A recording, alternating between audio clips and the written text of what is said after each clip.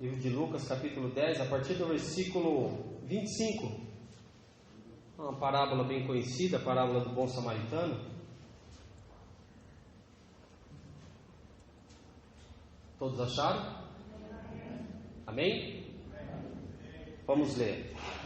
Diz assim: Eis que certo homem, intérprete da lei, se levantou com o intuito de pôr Jesus à prova, e disse-lhe: Mestre, que farei para herdar a vida eterna? Então Jesus lhe perguntou: Que está escrito na lei? Como interpretas? A isto ele respondeu: Amarás o Senhor teu Deus de todo o teu coração, de toda a tua alma, de todas as tuas forças e de todo o teu entendimento, e amarás ao teu próximo como a ti mesmo. Então Jesus lhe disse: Respondestes corretamente, faze isto e viverás. Ele, porém, querendo justificar-se, perguntou a Jesus: Quem é o meu próximo? Jesus prosseguiu dizendo: Certo homem descia de Jerusalém para Jericó e veio a cair em mãos de salteadores, os quais, depois de tudo lhe roubarem e lhe causarem muitos ferimentos, retiraram-se, deixando-o semi-morto. Casualmente descia um sacerdote por aquele mesmo caminho, e vendo-o, passou de largo. Semelhantemente, um levita descia daquele lugar, e vendo-o também, passou de largo. Certo samaritano, que seguia o seu caminho, passou-lhe perto e, vendo-o, compadeceu-se dele. E chegando-se, pensou-lhe os ferimentos, aplicando-lhes óleo e vinho, e colocando-o sobre o seu próprio animal, levou-o para uma hospedaria e tratou dele. No dia seguinte, tirou 2 denários e os entregou ao hospedeiro, dizendo: Cuida deste homem, e se alguma coisa gastardes a mais, eu te indenizarei quando voltar. Qual destes 3 te parece ter sido o próximo do homem que caiu nas mãos dos salteadores? Respondeu-lhe o intérprete da lei: O que usou de misericórdia para com ele. Então lhe disse Jesus: Vai e procede tu de igual modo. Amém? Feche seus olhos, vamos orar. Senhor, meu Deus e meu Pai, Senhor, entregamos, ó Deus, a nossa vida, o nosso coração, a nossa mente neste momento, ó Deus, para que o Senhor venha, ó Deus, tratar os nossos corações, tratar, Senhor, da nossa vida, tratar, Senhor, daquilo que nós precisamos entender, daquilo que o Senhor verdadeiramente quer para nós, que nós sejamos, ó Pai, como teus filhos. Pai, abre agora, Senhor, das comportas do céu e derrama sobre nós bênçãos, Pai, sem medida, de entendimento da Tua palavra. Senhor, que todo o mal, Senhor, tudo aquilo, ó Deus, que tenta tirar de nós o entendimento, que desvirtua a nossa mente, que caia por terra agora. Ó Espírito Santo de Deus, seja o Senhor o maioral neste lugar. Fala conosco, Senhor. Nós entregamos o nosso ouvido, o nosso coração, a nossa mente, para que o Senhor, Pai, nos dê entendimento. Fala conosco, que nós te pedimos em nome de Jesus. Amém? Bom, irmãos, é um texto, né, que creio que todos conhecem. E ele começa no versículo 25, dizendo o seguinte: Eis que certo homem, intérprete da lei, se levantou com o intuito de pôr Jesus à prova. Por que Lucas diz um certo homem? Lucas, ele escreveu essa carta para os gregos. Na verdade, ele escreveu para um homem chamado Teófilo, que na verdade a gente não sabe se o nome dele é Teófilo ou não, porque Teófilo quer dizer um homem bom, um homem de amor, uma pessoa bondosa. Então não sabe se ele era um homem bondoso ou se o nome dele era Teófilo, mas ele direcionou para um homem grego. E essa mesma passagem, nós encontramos ela no livro de Mateus, e encontramos ela também no livro de Marcos. Não toda a parábola, porque a parábola ela está só aqui, mas nós encontramos alguns trechos dela em Mateus e encontramos em Marcos. Mas por que Mateus e Marcos não escreveu a parábola do samaritano? Porque Mateus, ele escreveu para quem? Para os judeus. E os judeus, naquela época, abominavam os gentios, os samaritanos. E se Mateus escrevesse para aquele homem, dizendo que um samaritano era melhor que os judeus, não ia prestar. As pessoas não iam querer nem ler a palavra, não iam querer nem ler. Então eles colocaram um trecho, Mateus ele incluiu trechos que era interessante para o povo judeu. Já Lucas, como ele estava escrevendo para os gentios, era muito aceitável que ele escrevesse todo o relato de Cristo, mostrando que Cristo olhava para todos, que Cristo estava olhando também para os samaritanos. Por isso só ele colocou toda essa história. E como o nome só interessa para os judeus, porque os judeus têm aquela questão de você saber a linhagem, se a pessoa realmente é judia, se ela é de tal tribo. Mas aqui ele disse que ele não colocou o nome. Por quê? Porque não interessa o nome. O que interessa aqui é a condição do homem. Um intérprete da lei. Ele começou rasgando o verbo. Quem era o intérprete da lei? Os fariseus, os escribas, pessoas que estavam dentro vamos supor, do dia de hoje, eram as pessoas que oficiavam na igreja, pessoas entendidas, pessoas que sabiam das coisas, as pessoas que oficiavam na igreja. Ele começou dizendo assim: olha, um certo intérprete da lei se levantou com o intuito de pôr Jesus à prova. Ele já começa mostrando que algumas coisas estavam fora do foco. Fora, por quê? Porque naquela época eles estavam esperando um Jesus que viesse para levantar um exército. Eles estavam esperando o Messias que viesse de qual forma? Como Davi, a raiz de Davi, um homem que levantasse um exército, que os tirasse do domínio de Roma e que fizesse deles um povo totalmente livre. Mas, por que eles não aceitaram Jesus? Pela simples questão que Jesus veio diferente daquilo que eles estavam esperando. Então ele já começa mostrando o seguinte: esse certo intérprete da lei, ele pôs Jesus à prova e disse-lhe: mestre, que farei para herdar a vida eterna?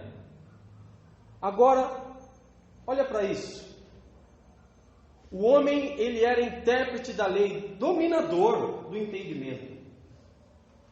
E aí ele chega para Jesus: Senhor, o que é necessário para eu obter a vida eterna? Sabia que muitas vezes nós fazemos isso? Existem coisas que nós sabemos já. Mas, para que eu consiga me livrar muitas vezes do castigo, para que eu consiga me livrar muitas vezes da ira, eu tento dar uma forjadinha. Será que isso pode? Não pode? Deve? Não deve? Com isso nós estamos pondo Jesus à prova da mesma forma. Quantas vezes? Irmãos, presta atenção, é preciso você perguntar. Imagina a situação, eu não vou dizer quando isso acontece na hora, porque na hora, pelo ímpeto, você pode agir, e cometer uma besteira, pode acontecer. Mas imagine você ficar sabendo que um ente seu foi estuprado ou foi morto, sei lá, e depois de um certo tempo pega uma pessoa. Precisa você perguntar: Senhor, eu posso matar ele ou não? Precisa você perguntar isso para Deus ou não? Qual que vai ser a resposta de Deus? É não. Existem coisas que nós sabemos que não devem fazer. Mas a gente chega para o Senhor: Senhor, Oh Deus, eu não estou entendendo o que o Senhor está querendo falar. Eu não estou entendendo, Deus. Mas nós sabemos a verdade. E acabamos colocando Deus à prova da mesma forma. E somos conhecedores. Em certo grau, um mais, outro menos, mas somos conhecedores de quem é Deus. E aí esse homem chegou e falou: Senhor, o que eu tenho que fazer para obter a vida eterna? O que eu preciso fazer para ir para o céu? É simples. Eu assisti um filme, até comentei aqui ontem na pregação. Assisti um filme que no final, assista, irmãos, é muito legal. Chama Ressurreição.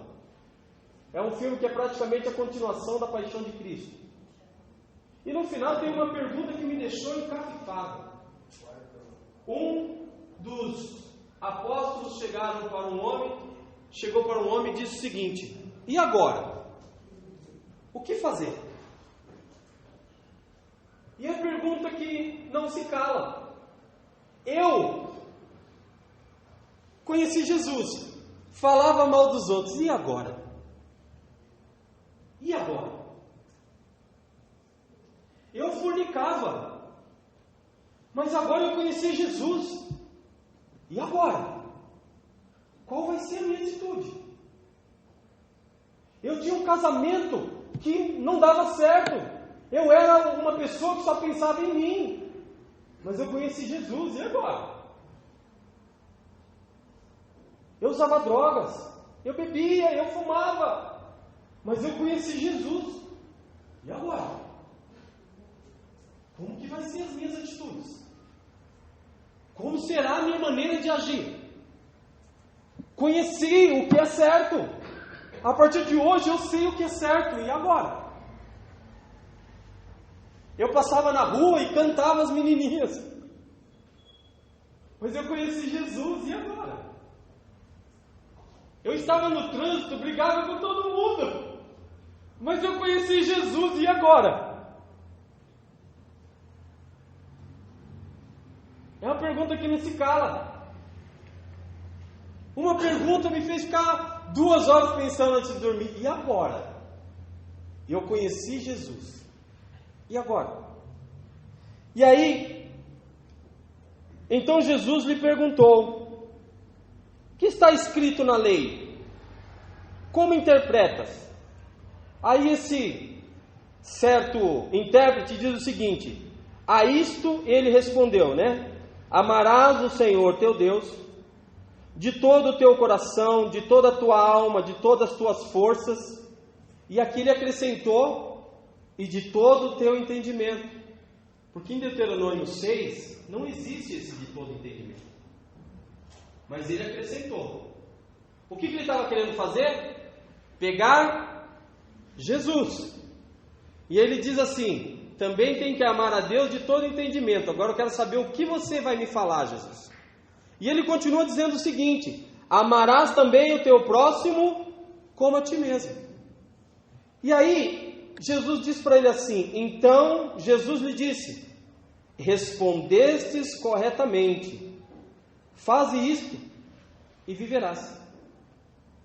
Olha só, irmãos, aqui está escrito: amarás o Senhor teu Deus de todo o teu entendimento, de toda a tua alma e de todas as tuas forças. No livro de Mateus, só no livro de Mateus, entra uma pequena expressão aí: semelhantemente. Amarás o Senhor teu Deus de todas essas formas. Como? Amarás o Senhor teu Deus de todo o teu coração, de toda a tua alma e de todas as tuas forças e de todo o teu entendimento. E semelhantemente, em Mateus 22 diz: amarás o teu próximo como a ti mesmo. Se o amor que eu tenho por Deus não pode ser igual para ninguém, se Deus é o único que tem que ser o dono da minha adoração, o amor que eu tenho para com Deus eu não posso dá-lo para ninguém, o que é esse semelhante então? O que é semelhante? A única coisa que se encaixa aqui é a intensidade. Da mesma forma que eu me direciono, que eu amo a Deus, não do mesmo jeito, mas com a mesma intensidade, eu tenho que amar o meu irmão. Com a mesma intensidade que eu me dirijo em querer fazer as coisas para Deus, eu tenho que fazer para o meu irmão. Aonde isso está comprovado? O que Deus diz? Se você der alimento para um mendigo, para um necessitado, você está dando para quem? Para mim. Se você visitar um preso, se você visitar alguém num hospital, você está visitando a mim. Jesus, ele decidiu ser amado no próximo.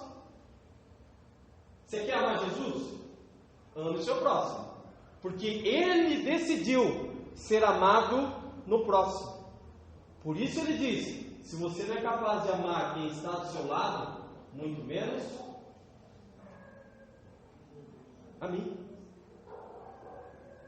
Então, para nós demonstrarmos amor por Deus, e não demonstramos por quem está do meu lado, o Senhor, a única coisa que Ele tem para dizer para nós: você está falhando, não está me amando.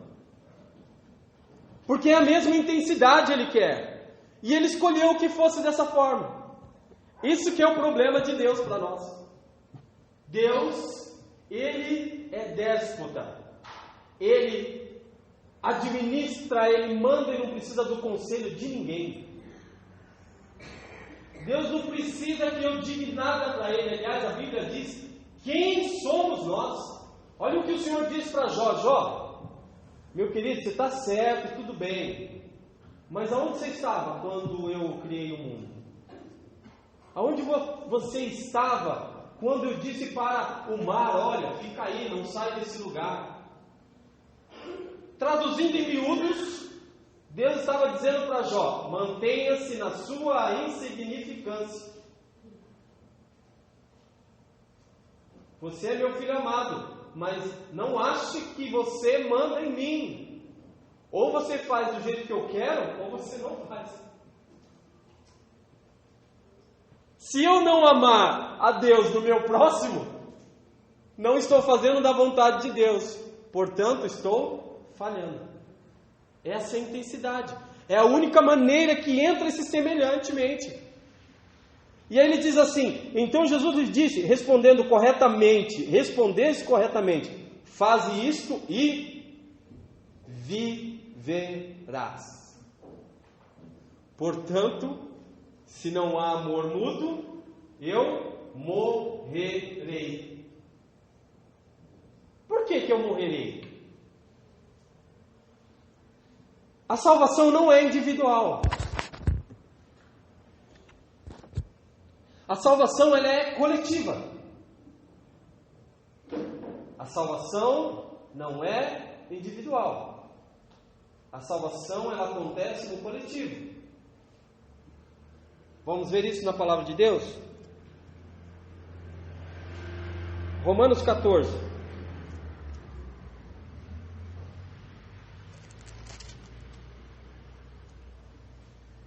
Romanos 15, desculpa. Romanos 14, capítulo 15, no versículo 2.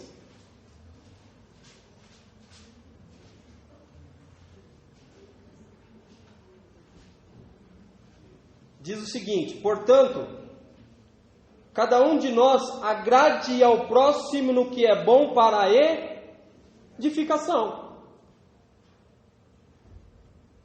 Cada um agrade ao próximo. Agradar ao próximo não é agradar você. Para agradar o próximo, às vezes você vai ter que se desagradar. Para agradar o próximo, às vezes você vai ter que abrir mão da sua vontade, razão e propósito, para que o próximo cresça.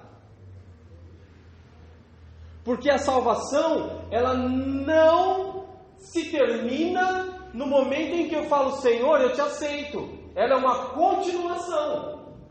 Por isso o Senhor diz o seguinte: aquele que for até o final receberá a coroa da glória. A salvação, ela não está em si no momento em que você fala, Senhor, eu te aceito, até mesmo porque muitas vezes nós falamos te aceito. Quantas pessoas vieram aqui na frente, falaram te aceito, foram embora e nunca mais voltaram? Porque pode ser emotivo. Pode ser emoção. Um louvor te emotiva.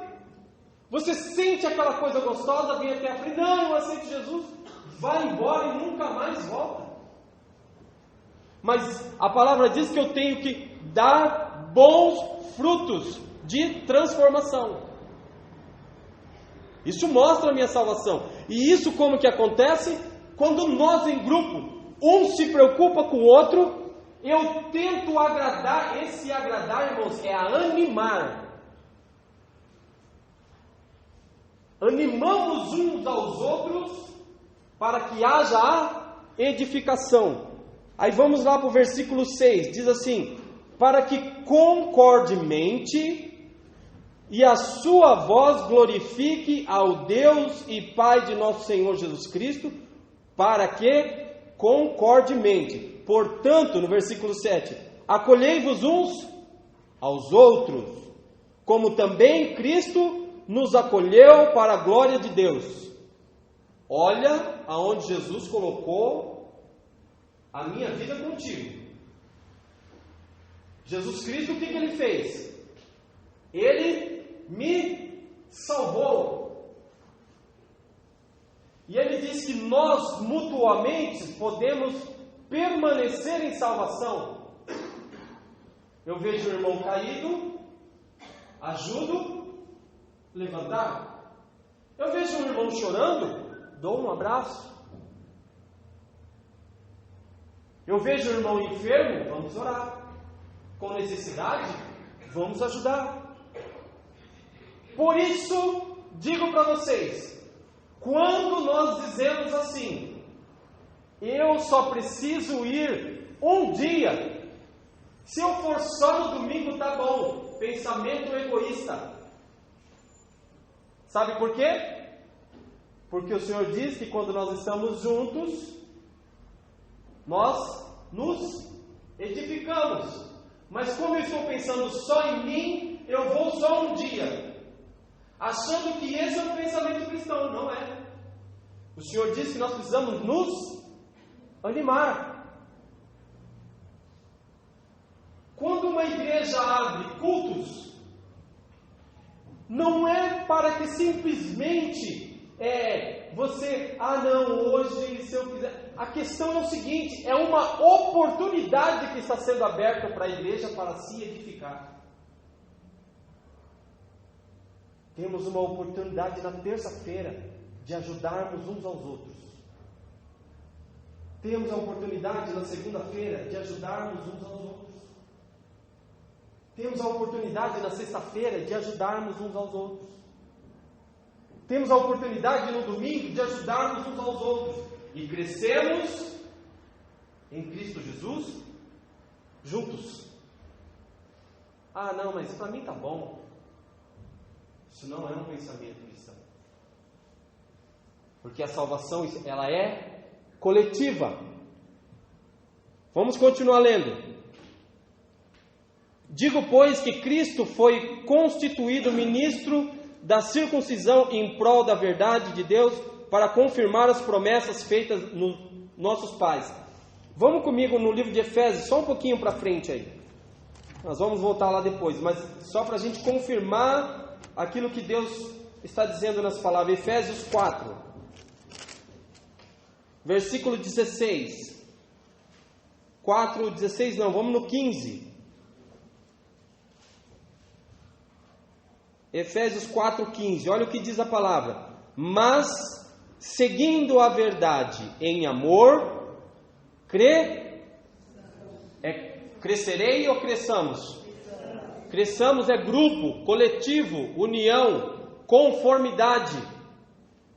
Cresçamos em tudo naquele que é o cabeça, Cristo, de quem todo o corpo quer dizer o quê? União. Todos trabalhando para que um corpo cresça. Estão vendo que não existe individualidade no cristianismo? Existe o coletivo. Quando eu penso só em mim, meu pensamento está fora do cristianismo. De quem todo o corpo bem ajustado e consolidado pelo auxílio de toda a junta. Pelo auxílio de toda junta. Componentes do corpo se auxiliando, se ajudando mutuamente, para que cresçamos como corpo de quem? De Cristo, como igreja. Segundo a justa cooperação de cada parte. Às vezes achamos que, nossa, acabei de entrar na igreja, será que eu posso fazer alguma coisa? Pode. Cada um de nós fazemos parte do corpo. Não importa a posição, cargo, não importa nada. O que importa é quem eu sou dentro do corpo. Se você cortar o dedo mindinho do pé, você perde o equilíbrio de todo o corpo. Se cortar o dedão, então esquece. Para andar, irmãos, é terrível. Quem vai coçar a mão direita se você cortar a esquerda? Tudo faz parte. Todos têm condições de cooperar, de fazer algo. Ninguém é insubstituível. Sabe por que eu falo isso? Porque aquilo, existe uma essência, uma combinação que não existe para mais ninguém. Eu, Souza, com a vida que eu tive, com a vida que eu tenho, conhecimento que eu tenho com Deus, só existe essa essência. Não existe ninguém, não existe nenhuma união minha com Deus, não existe com ninguém. A sua com Deus é única. Isso nos faz único. Por isso a gente fala assim, mas eu não tenho nenhum, não sirvo para nada. Isso é uma mentira de Satanás. Você serve sim. Existe um porquê de você estar aqui. Existe um porquê na sua vida. É pura mentira de Satanás. Se você ouviu isso, repudia. Não é de Deus. Você tem valor. Agregado, você tem valor. E aí ele termina. De cada parte efetua o seu próprio aumento para a edificação de si mesmo. Aqui ele está falando do corpo. Quando toda parte faz cada um a sua parte, edifica todo o corpo. Vamos voltar para Lucas?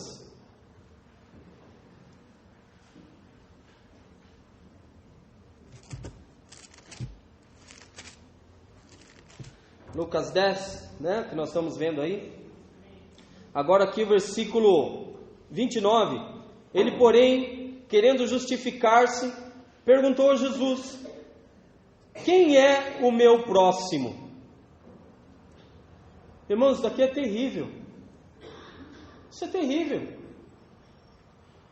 Quando eu paro para pensar, quem é que precisa de ajuda? Ele chegou para Jesus com mais uma pegadinha, né?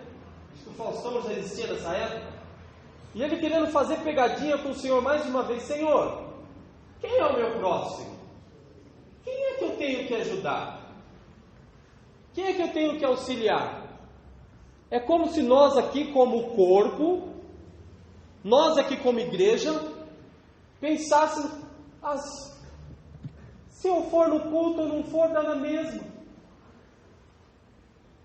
Se eu for na escola dominical ou não, dá na mesma. Se eu for numa reunião de oração ou não, dá na mesma. Se eu for no culto de jovens ou não, dá na mesma. Não é dá na mesma. Tem sim um propósito. E aí ele fez essa pergunta: Senhor, quem é que eu devo ajudar? O que é que eu devo fazer? E o que nós começamos lendo? Que ele era o quê? Um doutor da lei. Irmãos, esses 2 mandamentos de Jesus, eles não são novos. Eles já existiam lá atrás. Jesus simplesmente, o que ele fez? Ele sintetizou os 4 primeiros mandamentos lá da lei. Eles são direcionados a quem? A Deus. Amai a Deus acima de todas as coisas, com toda a tua força. Os outros 6 é direcionado ao próximo. Não cobice, não mate. É direcionado. Então ele simplesmente sintetizou. Os primeiros, amai a Deus, e os outros, amai ao próximo. Então ele só sintetizou. Esse homem já sabia. Esse homem entendia. Mas ao seu bel prazer, que ele estava vivendo do jeito que ele queria. E Jesus, o que Jesus estava fazendo? Irmãos, Jesus é uma complicação na nossa vida, sabia? Jesus é um complicador. Por que Jesus é um complicador? Vamos voltar para aquela pergunta. E agora? Porque às vezes você pode enganar. A gente entra na igreja de uma forma. Uma vez eu fiz um curso de liderança para casais. E o rapaz mostrou para nós formas de você identificar os casais na igreja. Para que você possa trabalhar e saber como trabalhar. E ele falou que uma das questões, um dos pontos onde os casais chegam, é a hipocrisia. O casal hipócrita. Por quê? É aquele casal que está em casa se engalfinhando, se comendo um ao outro, vem no caminho dentro do carro, se matando, quando chega na porta da igreja, pega na mão e entra sorrindo.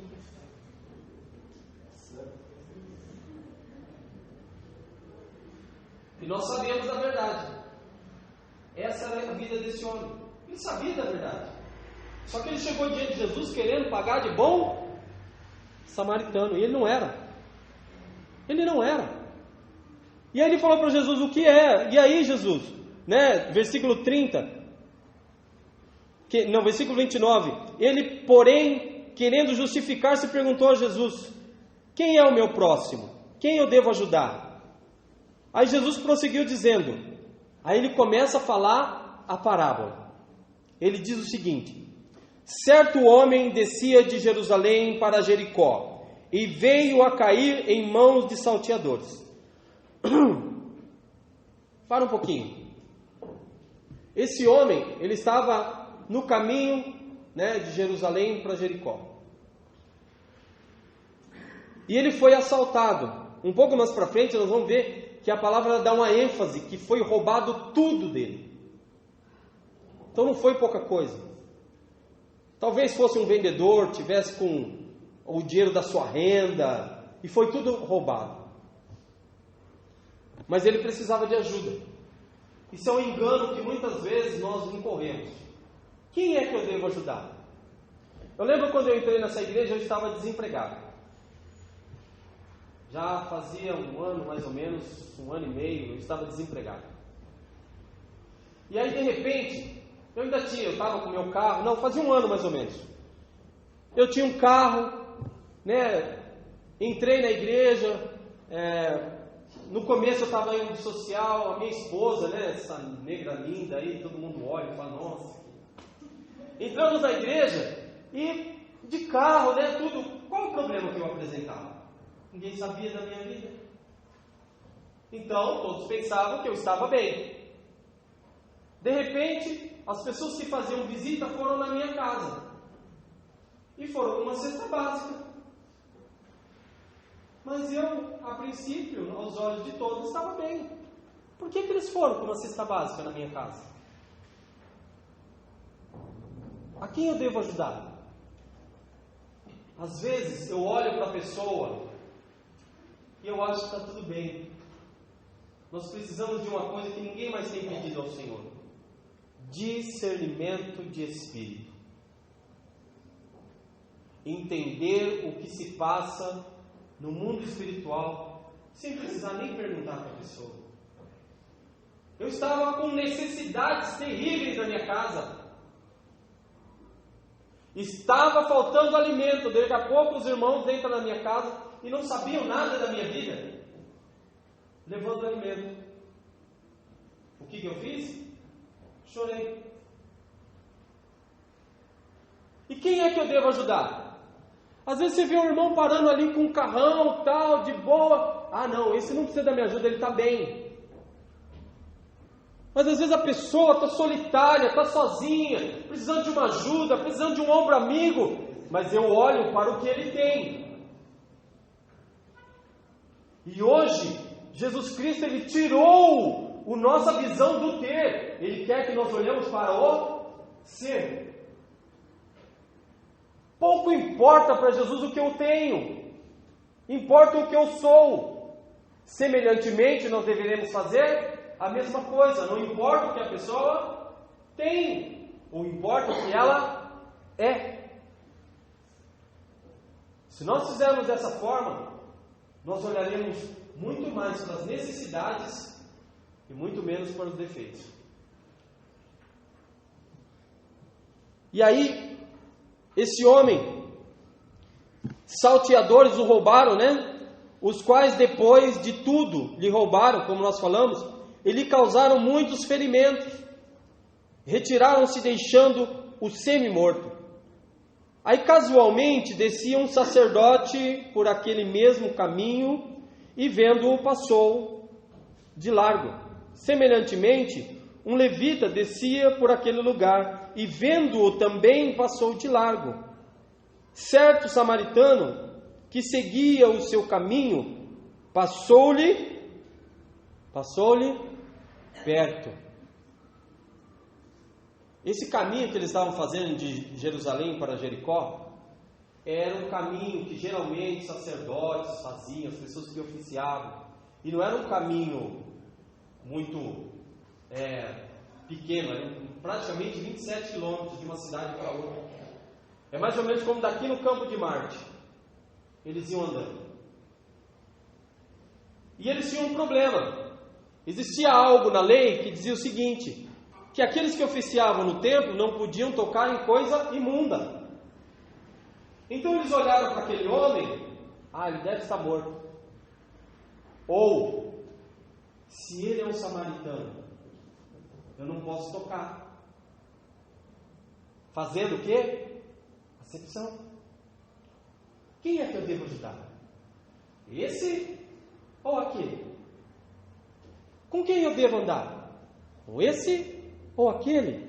Quem é necessitado? Dentro da minha perspectiva. Esse é o problema. Eu quero ajudar dentro da minha perspectiva. E Jesus Cristo quer que nós olhemos através da perspectiva dele, dos olhares dele. Jesus veio de uma forma diferente da nossa. E aí, esse homem passou de largo, mas de repente veio um samaritano, aquele que não tinha nada a ver com a religião dos judeus, porque eles adoravam em outros lugares, eles tinham seus próprios sacerdotes, por isso não eram benquistos, porque eles eram de raça impura, como diziam os judeus. De repente esse homem vai lá, abraça o coitado, e vou dizer uma coisa para vocês, aquele caminho, diz a tradição, que era um caminho de ladrões mesmo. A partir do momento, esse homem estava com dinheiro, porque nós vamos ver um pouco depois, que a palavra diz que ele sacou de 2 denários, que era o salário de 2 dias de trabalho, para poder pagar pela hospedagem daquele homem. Ele parou para ajudar, correndo o risco de também ser assaltado. Esse é o problema.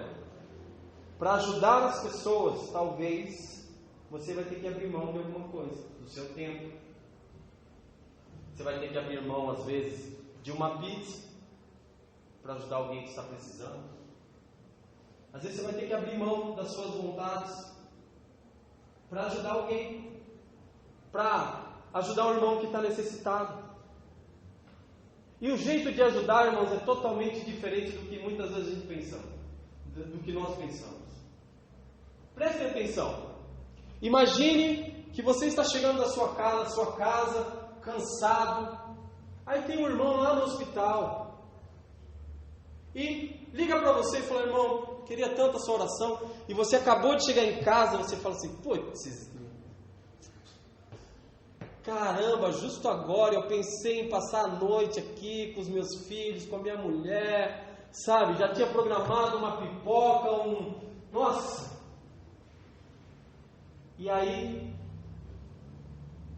você já mostrou que você não está muito afim, né? Se você chegar lá, mas tudo bem, eu vou. Chega lá no hospital, se essa pessoa te fizer a certa pergunta, se ela, aliás, comentar com você e disser assim: ô irmão, precisava. Se você for sincero, o que você vai falar para ele? Ô irmão, eu não queria mesmo. Eu não queria estar aqui mesmo. Não queria. Mas Jesus quer outra coisa. Que nós façamos como esse samaritano. Precisou? Nosso coração, semelhantemente o que eu faço para Deus, eu tenho que fazer para o meu próximo. Semelhantemente, a mesma intensidade. Nossa, eu vou adorar a Deus. O meu irmão está caído. Meu irmão está caído. A mesma intensidade, o mesmo desprendimento que eu tenho para com Deus, eu tenho que ter para com o meu próximo, meu irmão. E aí, e chegando-se, pensou-lhe o que ele fez, pensou-lhe os pensamentos, os ferimentos, aplicando-lhes óleo e vinho e colocando-o sobre o seu próprio animal, levou-o para uma hospedaria e tratou dele. Abriu mão do que aqui? Do que ele abriu mão? Conforto. Ele estava indo muito bem no seu burrinho, não precisava colocar o pé no chão. De repente ele encontra o necessitado, coloca ele em cima do burrinho e caminha a pé. Abrir mão do nosso conforto muitas vezes. Sabe por que muitas vezes nós não gostamos de abrir mão do nosso conforto? Porque não vislumbramos uma verdade que é a volta de Jesus Cristo. Pouco importa o meu conforto a partir do momento que um irmão precisa ir para o céu. Que se lixe aquilo que eu tenho, a partir do momento que eu tenho condição de levar mais um para o céu. Quem já assistiu aqui a lista de Schindler? Um homem que começou se utilizando dos judeus. Ele começou a ajudar os judeus, por quê? Porque ele tinha interesse.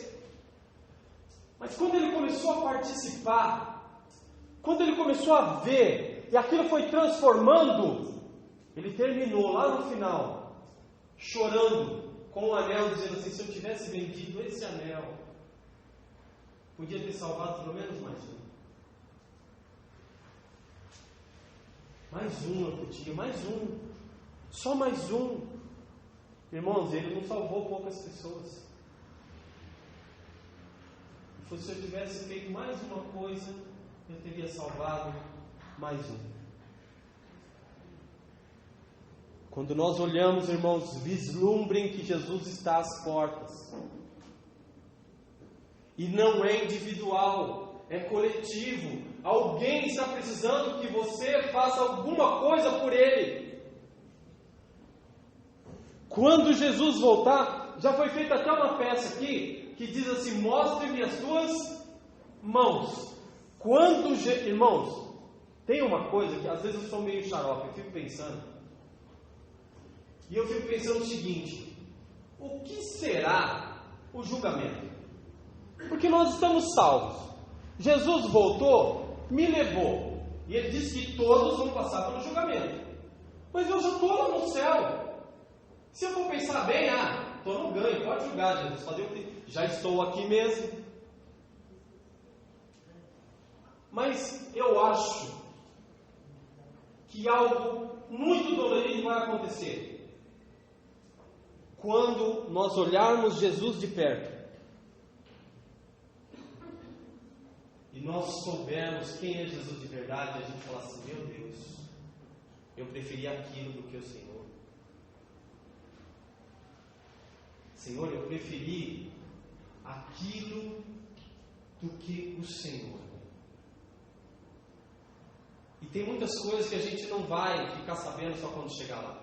Existe a revelação, que é a palavra de Deus. Irmãos, quando nós paramos para meditar na pessoa de Jesus Cristo, é impossível, em certos momentos, as lágrimas não chegarem aos nossos olhos. Um homem puríssimo, nunca falou para a mãe: olha, nunca falou mais alto, nunca brigou com ninguém, nunca disse dá licença, nunca deu uma cutucada falando: olha lá aquele, nada. Um homem totalmente santo, puro, íntegro. Ele se deu. Não é questão que pegaram-lhe a força. Ele se deu por mim e por você. E a palavra diz que se não fosse Jesus, nós seríamos consumidos. Você sabe o que é que nos consumiria se não fosse Jesus? A ira de Deus. Eu fiz uma vez uma comparação para uma irmã. Sabe o que é a ira de Deus? E a graça de Deus? E a misericórdia de Deus? Imagine um leão dentro de uma jaula, que está 1 mês sem comer. E aí você passa na frente dele. O que vai acontecer? Nem o osso vai sobrar. Mas entre você e o leão existe uma jaula, que se chama o sangue de Cristo. O leão é a ira de Deus, porque o nosso pecado agride a santidade de Deus. O nosso pecado faz com que a ira de Deus nos mate. Olha o que o Senhor falou para Moisés: Moisés, tira a sandália dos teus pés, porque o lugar que você está é santo. Mais para frente Moisés falou assim: Senhor, quero ver a tua glória. O Senhor falou para ele o quê? Eu vou passar. Depois que eu passar, você dá uma olhadinha, porque se você me ver de frente, você vai morrer. Porque o pecado diante da santidade é morte. Mas a ira de Deus, o leão está louco para me tragar. Mas existe o sangue de Jesus, que está me guardando. Por isso a ira do Senhor não recai sobre mim. Então quando Jesus olha para mim e para você, quando Deus olha para nós, Ele vê o quê? O sangue de Cristo. Esse é o símbolo da Páscoa. Passar por cima. Todo umbral que tiver o sangue aspergido, a morte passará por cima. Por isso a ira de Deus não nos mata. E aí, quando eu sei que isso está para acontecer, e eu olho para o Cacá, ele se desviando, se nós formos olhar de verdade, meu Deus, não pode, eu preciso fazer. O que eu posso fazer para que a sua ira não trague ele?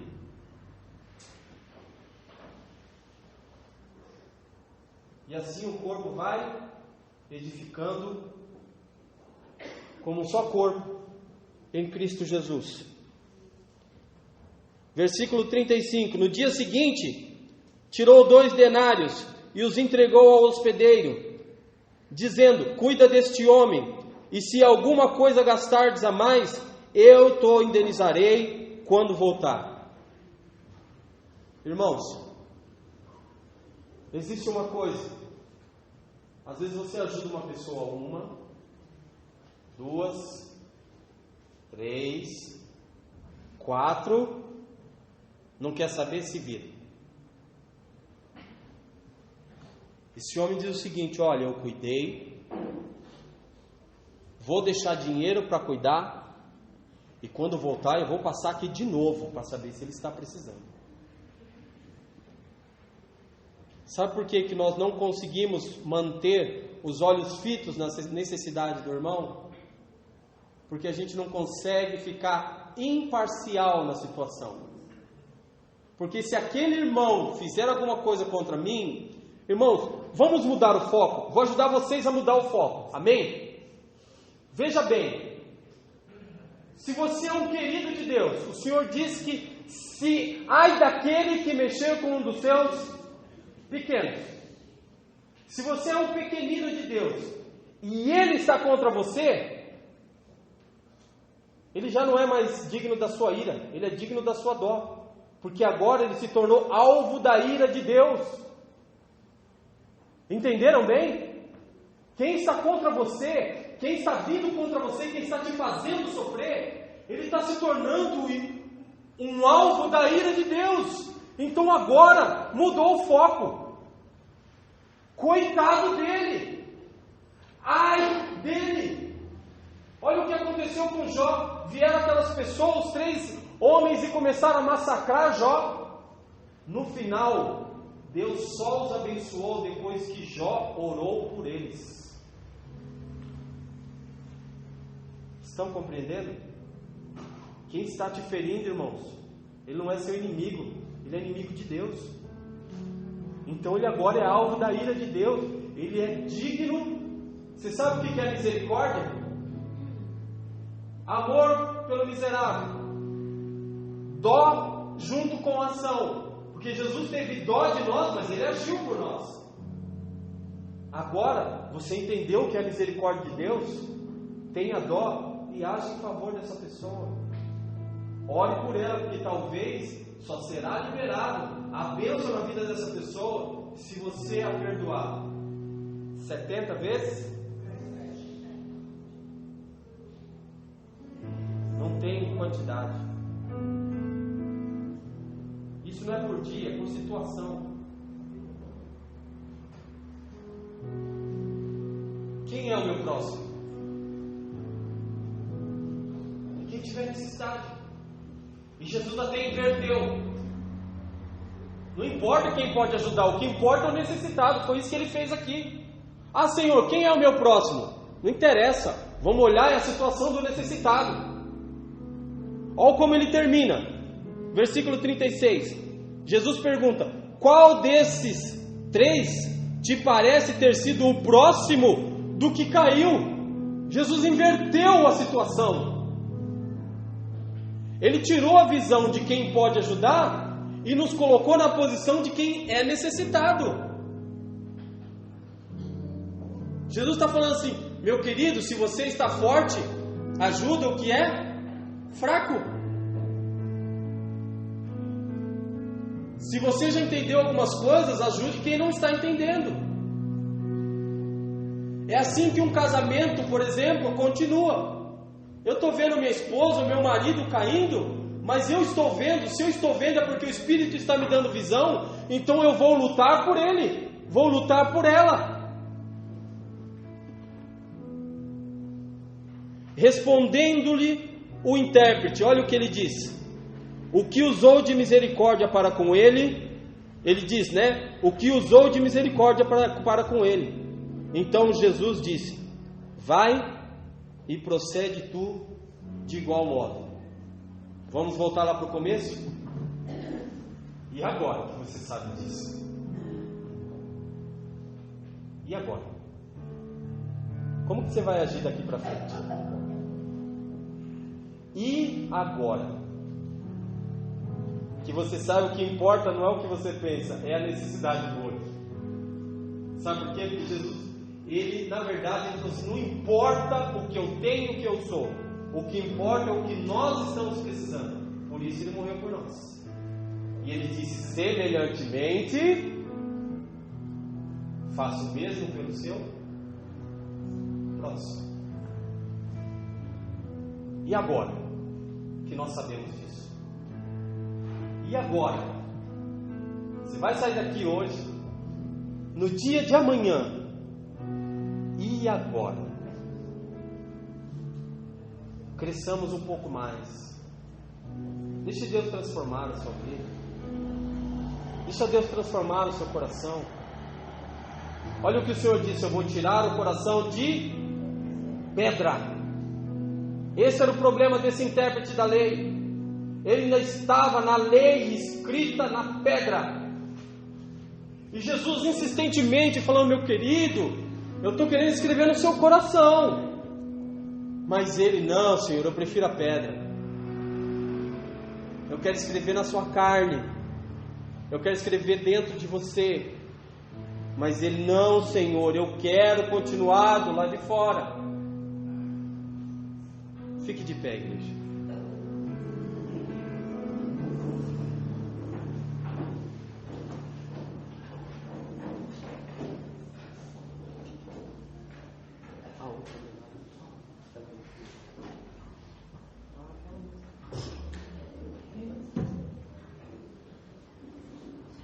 Irmãos, guardem isso no seu coração. Guardem isso. Nós somos o quê? Um corpo, não é verdade? Um corpo.